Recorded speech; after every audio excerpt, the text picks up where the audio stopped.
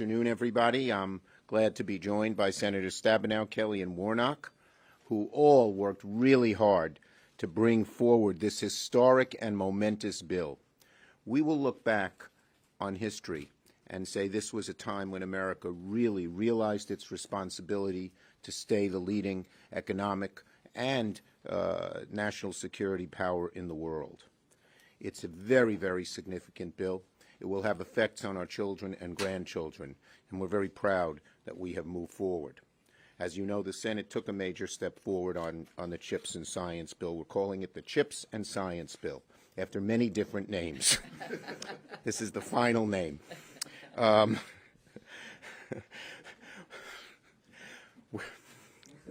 don't know why. Don't say it.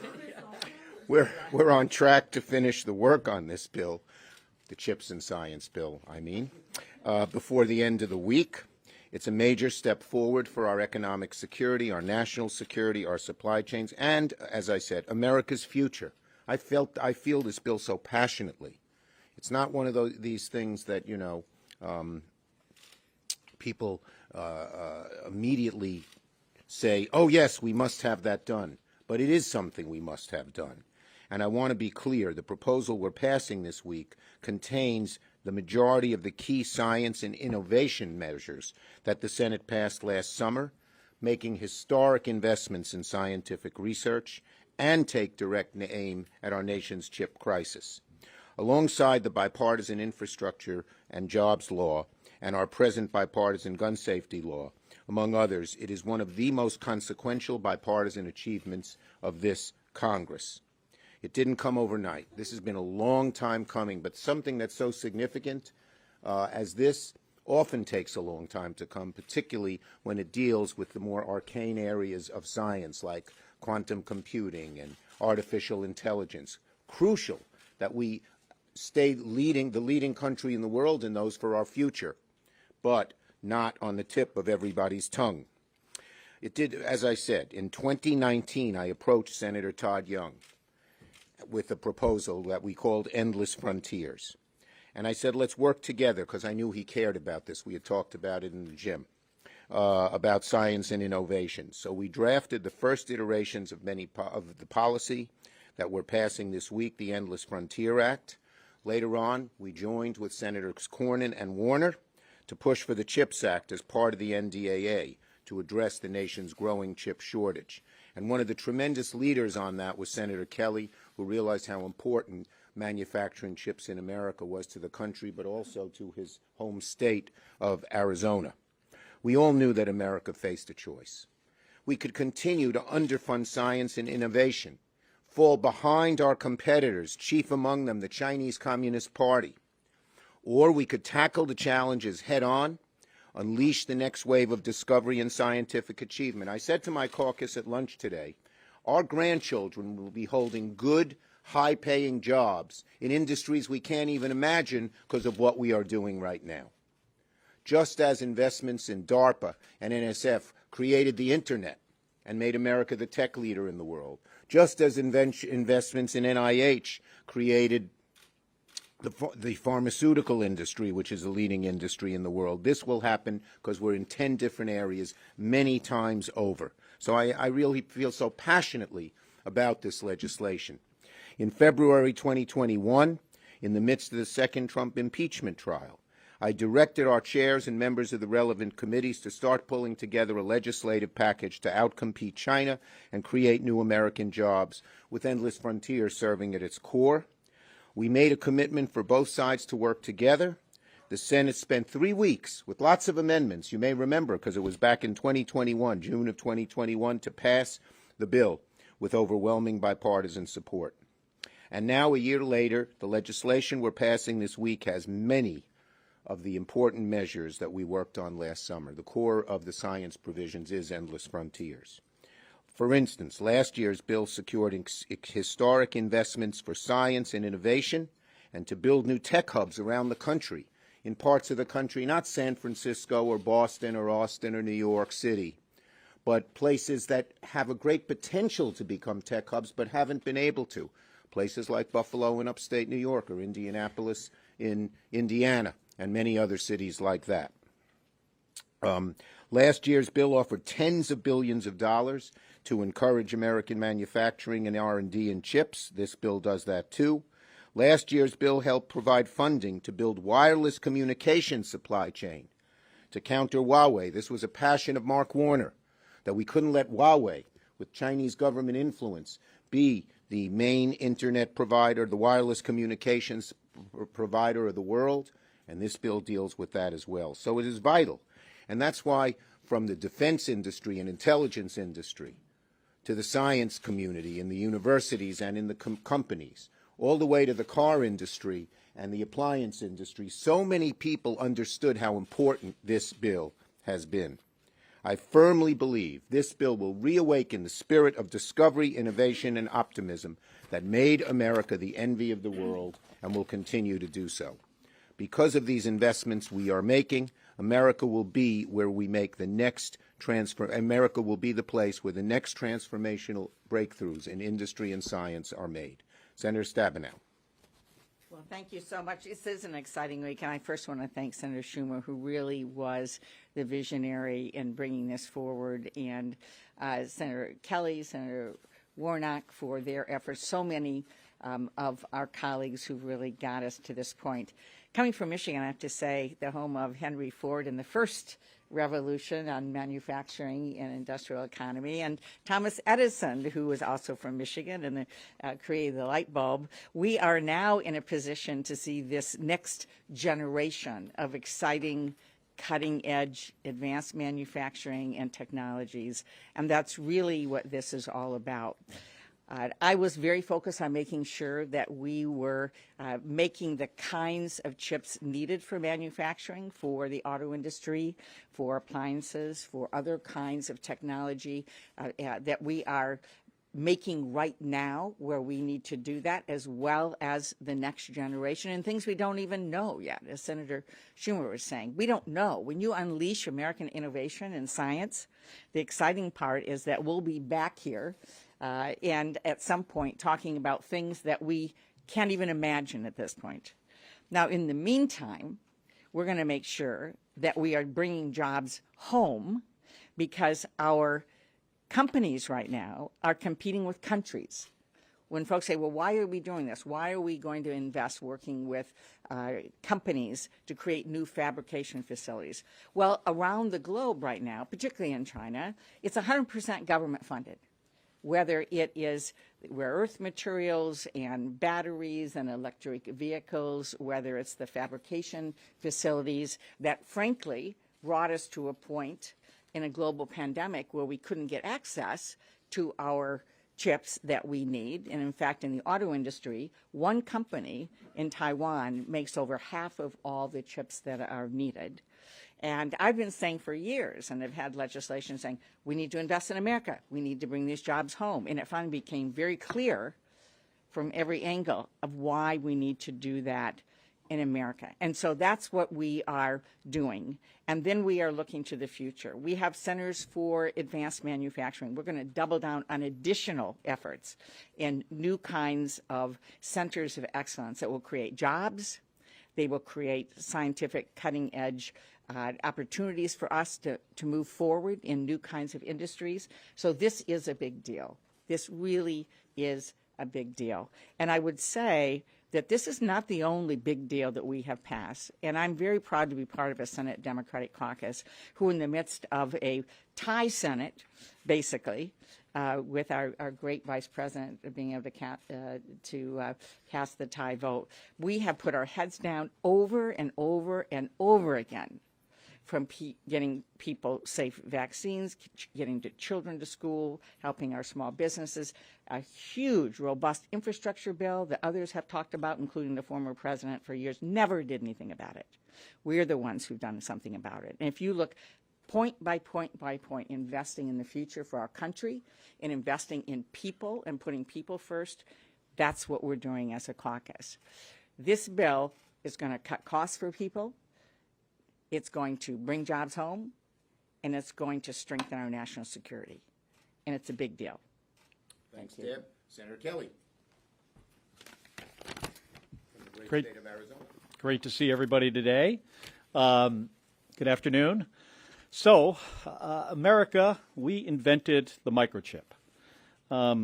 We used to produce about 40% of the worldwide capacity. Today, that number is a lot closer to 12%. And we produce 0% of the most advanced microchips in the world.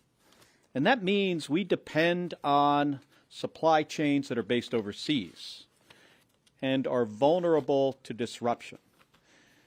Now, if you've waited for a new car recently, or paid more than you expected, or even paid more for a used car, it's most likely because of a microchip shortage. But we're about to change that.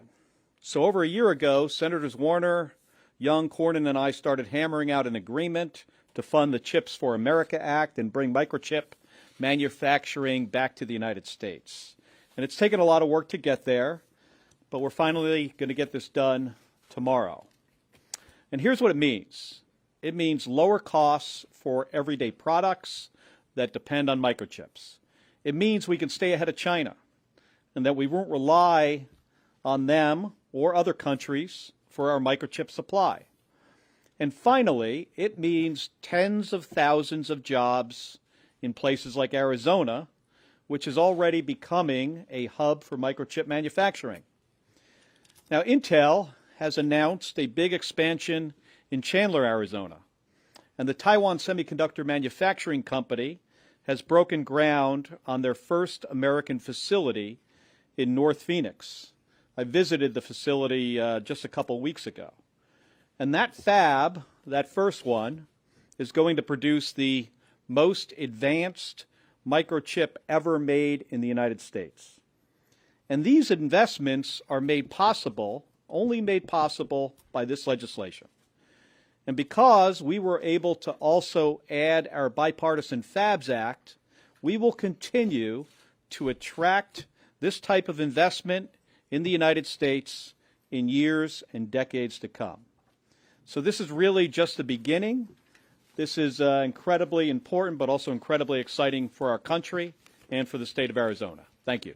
Senator Warnock, from the great state of Georgia. Thank you so very much. And first, I want to thank Senator Schumer for his leadership on many things, but certainly on this CHIPS and Science legislation, of which he is the lead sponsor. Let's be very clear. Congress cannot allow Georgia or our country to miss this opportunity to invest in American jobs, American manufacturing, and American innovation. We cannot miss this moment to invest in our future. This targeted competition bill is the product of more than a year of bicameral, bipartisan work. You've heard my colleagues speak powerfully about the many ways this legislation will indeed move our economy forward and keep us competitive against global actors like the Chinese Communist Party. But I want to talk about the human face of this public policy, because what I don't want to get lost in all of this is that this is about more than investments in chips. Investments in chips and investments in science, at the end of the day, is about investments in our people. By creating and supporting good-paying jobs, by strengthening broken supply chains and driving down costs that Georgians are facing right now on the ground, and by training our young people and the workforce that we'll need for the economy we'll actually have in the next 10 years, the next 20 years, the next 30 years. So as we pass this bill, what I'm thinking about right now is the people of Georgia. And sometimes in the back and forth here in Washington, D.C., that gets lost. I'm thinking about the 2,700 workers at the Kia plant in West Point, Georgia, where they make the most popular SUV in the country. That plant had to shut down a couple of times, not because of a lack of customers, but because of a lack of chips. And so because of this legislation, the workers down at the Kia plant in West Point, Georgia, won't have to worry about missing days off work and missing money out of their paycheck because we don't have enough chips for the cars they make right here in America. because we're going to make more of those chips right here on American soil. And so I was glad to stand with my colleagues in Michigan, Senator Stabenow and Senator Peters, focused on chips with respect to the automobile industry here in this country. I'm thinking also about the 400 jobs in the new chip supply plant that's being built right now in Newton County, Georgia, that will be supported by investments in this bill. I'm thinking also of rural broadband providers in my state like the Planters Telephone Cooperative in Scriven County, who need chips for the equipment they use to connect new homes and new businesses to the internet in the rural communities they serve. So this bill will also help in our work with expanding rural broadband. Farmers in Georgia tell me all the time, you can't even farm efficiently without a broadband connection. And the Planters Telephone Cooperative has been, in a real sense, handicapped by the lack of chips. But I'm also thinking about schools like Savannah State University, Columbus State, Middle Georgia State University, schools that have been punching way above their weight for a long time. They will now have greater access to research dollars from the federal government that will create new jobs and, again, train the workforce of our future. There's so much in this bill for Georgia and for our country. So I say to my friends on both sides of the aisle, I'm glad that we are here, but let's quickly get this bill over the finish line. Let's get it to the president's desk, and let's get it signed. There's a reason why the 20th century was the American century. In large measure, it was because of our investment in science, in innovation and technology. And this bill is about making sure that the 21st century, like the 20th century, is the American century. Thank you. Well said. Just two other points I'd make. I do want to thank, I believe we had 17 Republicans vote for this proposal today, and that shows you how bipartisan this is. And second, you know, our government and our businesses are often accused of just being too short-term. This is one of the few bills where we're really thinking in the long term. Yes. Are you supportive of the Electoral Count Act legislation that colleagues have introduced? Look, I haven't read it yet, but I know I respect their efforts. We need to do something. Senator Klobuchar is having a hearing on it very soon, and hopefully we can move forward on a proposal. Yes. The Marriage Equality Act passed the House. Is it still a priority to get that Yes. to the floor before the recess? Well- And secondly, critics have said that it doesn't have conscious protections or could open up the door to polygamy. Okay. The bottom line is that we care very much about the Equality Act, the Marriage Equality Act. We are working real hard to get 10 Republican senators. Between that and the illnesses, we're not there yet. Yes. Your cannabis bill is for the Judiciary Committee today here. Talk to us about some of the concerns that opponents have. In Canada, it showed that after they legalized this, there were increases in visits to emergency rooms. In states where they've legalized it, they've had issues there. You know, defend The overwhelming evidence from the states that have legalized cannabis is there has not been an increase in crime and has not been an increase in drug use. I think it makes a great deal of sense to do it. Yes. Yes, sure. If the House approves a bill, self-executing bill offering Puerto Rico statehood, independence, and free association, do you expect any action in the Senate in the floor? Well, right now, the three things we're focusing on in this work period, as you know, are CHIPS, reconciliation, and the PACT Act. Yes, go ahead. How did the bird bath go on Thursday? Are there any setbacks? Are you ready to bring the reconciliation package to the floor next week? Right. We had the full bird bath Thursday. It's often people forget there are 3 steps to the bird bath. First, the proponents, in this case Democrats, bring their proposal before the parliamentarian and ask her thoughts and try to get a feel for it. Then the Republicans see what it is and say, well, here's what we think. But the official bird bath occurs when it's like a judicial proceeding almost. Democrats and Republicans are in the room with the parliamentarian. They argue whether this should be allowed under the reconciliation process. And that happened Thursday. We're awaiting her her rulings. We're optimistic that they will be good. We may have to make a few tweaks. We're waiting to see what she says. Yes. You've been a hawk on China for years. I just wonder what you make of the concern that's coming from the administration about Speaker Pelosi's trip to Taiwan. Would you go yourself? Do you support her? Well, to me, a long-distance trip is Buffalo, so I don't do that much traveling. But I have great faith in Speaker Pelosi, and I have great faith in the decision that she will make. Yes. You. Yes. Just to follow up on the Marriage Equality Act, when you say you're not at 10 yet, has the number changed? I'm not.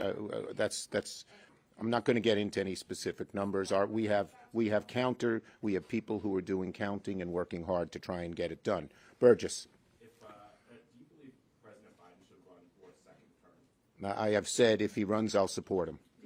Yes. Can I ask you on chips, how long do you think Silver? Oh, if we finally got a question on chips, this great important bill. How long do you think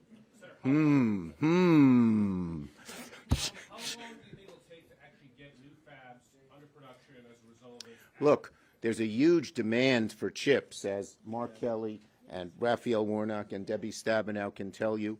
And I think the chip companies, once this bill passes, are going to try to move really, really fast. There's lots of different inquiries going around. Last one. Leader Schumer, Republicans say that regardless of if the economic numbers that come out on Thursday indicate that we are officially in a recession, that it feels like a recession to so many Americans. So how do Democrats respond and react Yeah. to that? Two things. Number one, there are a lot of good things in this economy. Record job creation, more money in people's pockets than they've had before, and something that we have decried in this country for 20 years, low wage growth, is now growing at a rapid rate. Those are all very good things that make people's lives a lot better. On the issue of inflation, we Democrats are working very hard to curb it. This bill, dealing with supply chains, dealing with the chip shortage, you heard what Raphael and Mark said about car prices going up. We'll deal with it. Our prescription drug bill, one of the great costs that people face are the increased costs of prescription drugs.